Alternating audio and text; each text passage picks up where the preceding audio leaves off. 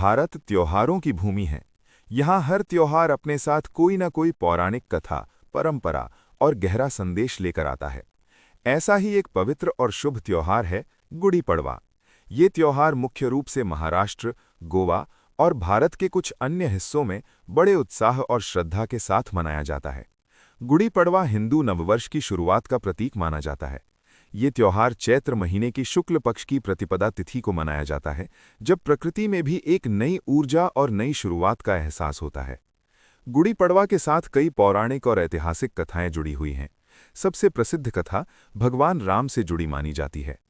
कहा जाता है कि जब भगवान राम ने रावण का वध किया और 14 वर्षों का वनवास पूरा करके अयोध्या वापस लौटे, तब अयोध्या के लोगों की खुशी का ठिकाना नहीं रहा। उन्होंने अपने प्रिय राजा का स्वागत पूरे उत्साह के साथ किया।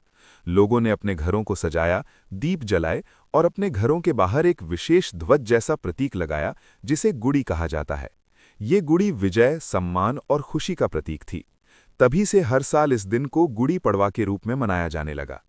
एक अन्य मान्यता के अनुसार इसी दिन सृष्टि के रचयिता ब्रह्मा जी ने इस संसार की रचना प्रारंभ की थी। इसलिए इसे नए वर्ष की शुरुआत माना जाता है। माना जाता है कि इसी दिन से समय, ऋतु और काल चक्र का आरंभ हुआ था। इस वजह से गुड़ी पड़वा केवल एक त्योहार ही नहीं, बल्कि एक नई शुरुआत का प्रतीक भी है। इतिहास में भी इस त्योहार का महत्व बताया गया है। कहा जाता है कि मराठा साम्राज्य के महान योद्धा छत्रपति शिवाजी महाराज की कई विजयों के बाद लोगों ने अपनी खुशी व्यक्त करने के लिए घरों के बाहर गुड़ी खड़ी की थी। ये गुड़ी विजय और स्वाभिमान का प्रतीक बन गई। तभी से महाराष्ट्र में गुड़ी पड़वा बहुत ही धूमधाम से मनाया जाता है। गुड़ी पड़वा के दिन सुबह लोग जल्दी उठते हैं, स्नान करते हैं और अपने घरों की साफ सफाई करते हैं। घर के दरवाजे पर सुंदर रंगोली बनाई जाती है और आम के पत्तों से तोरण सजाया जाता है। इसके बाद घर के बाहर एक लंबी लकड़ी या बांस की डंडी पर रंग बिरंगा रेशमी कपड़ा, नीम के पत्ते, फूलों की माला और ऊपर उल्टा रखा हुआ कलश लगाकर गुड़ी तैयार की जाती है। इस गुड़ी को घर के बाहर ऊंचाई पर लगाया जाता है ताकि वो दूर से दिखाई दे। माना जाता है कि गुड़ी लगाने से घर में सुख, समृद्धि और सकारात्मक ऊर्जा आती है। ये बुरी शक्तियों को दूर करती है और पूरे वर्ष घर में खुशहाली बनाए रखती है। गुड़ी पड़वा के दिन एक खास परंपरा भी निभाई जाती है। लोग नीम की पत्तियों, गुड़ और कुछ मसालों का मिश्रण खाते हैं। इसका अर्थ ये होता है कि जीवन में मिठास और कड़वाहट दोनों होती हैं और हमें दोनों को स्वीकार करते हुए आगे बढ़ना चाहिए। इस दिन लोग नए कपड़े पहनते हैं, मंदिर जाते हैं और भगवान की पूजा करते हैं। परिवार के सभी सदस्य मिलकर नए साल के लिए शुभकामनाएं देते हैं और एक दूसरे के साथ खुशी बांटते हैं।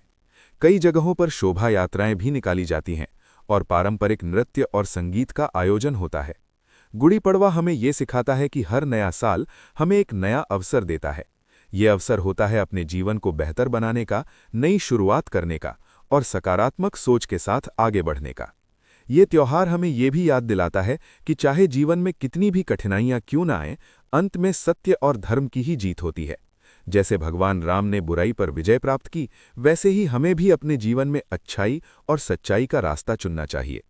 इस प्रकार गुड़ी पड़वा केवल एक त्योहार नहीं, बल्कि आशा, विजय, नई शुरुआत और सकारात्मकता का प्रतीक है। ये हमें प्रेरणा देता है कि हर नई सुबह के साथ हम अपने जीवन में खुशियां, प्रेम और सफलता ला सकते हैं। इस कहानी से हमें ये सीख मिलती है कि हर नया साल हमें जीवन में एक नई शुरुआत करने का मौका देता है। अगर हम सकारात्मक सोच, मेहनत और अच्छे कर्मों के साथ आगे बढ़ें, तो हमारे जीवन में भी सफलता और खुशहाली जरूर आएगी। इसी तरह की कहानी देखने के लिए हमें सब्सक्राइब करें और प्रेस द बेल आइकन।